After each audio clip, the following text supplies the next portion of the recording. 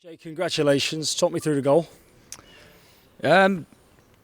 We've got into that position quite often, to be fair, me and Jim, from the game. It was kind of a part of, obviously, the way that we play anyway, but it was also a massive part of our way we were setting up today, because they really overload the ball side of the pitch, so opening the pitch up and switching the play, and it gives that person a little bit more time to then make a decision, the right decision. And thankfully today I tried a couple out to Dion and tried to slide Kyle in a couple of times, and I thought, well, next one I'm gonna try and have a shot, especially if they don't get out to me. And obviously, good strike, and luckily it went in. I think about that one. I think about the goal at Kings Lynn as well. You don't tend to score tap-ins, do you?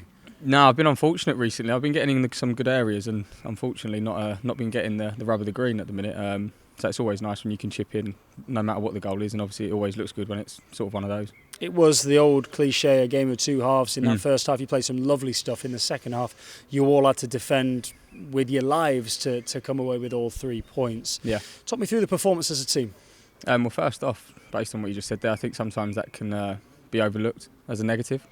And I think it was actually sometimes winning a game like that makes it more enjoyable. It shows a bit of grit and determination to get a clean sheet, and you need to do that. And you're not playing against mannequins at the end of the day. They're not going to just let you walk out in the second half and do exactly the same as what you just did in the first half. They're going to change and tinker, and I thought they did that well. And like you said, and you touched on, we've had to defend the box of our life, which at times we've not really done this season, which is probably the reason why we're still fighting to try and secure playoffs.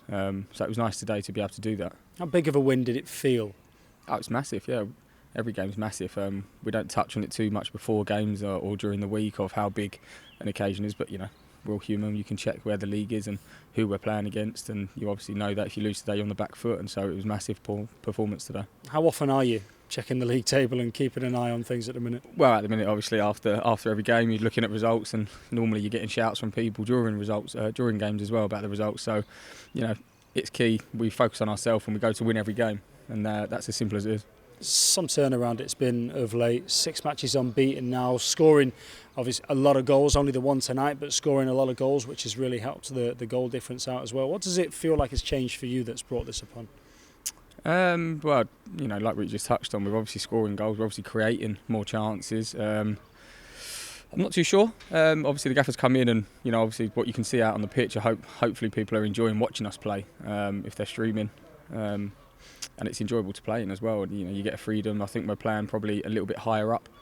We're not kicking it long to get there, but we are playing a little bit higher up, and we're not just passing it for the sake of passing it. I think early on in the season we did struggle to create and score goals at times.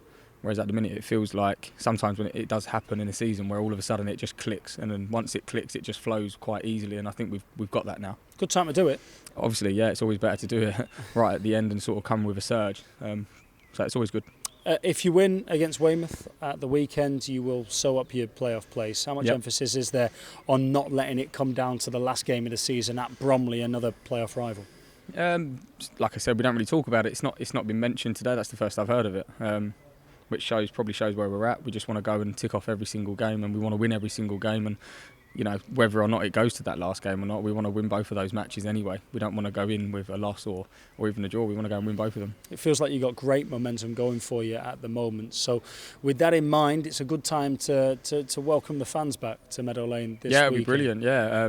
Like I said, I hope they're enjoying watching us play anyway, and I hope that they'll enjoy watching us live on Saturday. Yeah, 4,000 expected to be there for a sellout at home against Weymouth at the weekend. Now you've gone a long time without playing in front of fans. What will it be like to have them back in attendance again? Oh, it'll be huge. I think at first it would make everyone a little bit more excited.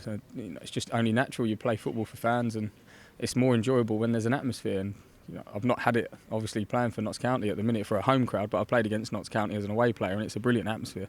Fans are brilliant, so for us it's only a positive. Good man, well done on the goal tonight. Congrats. Thank you. Cheers.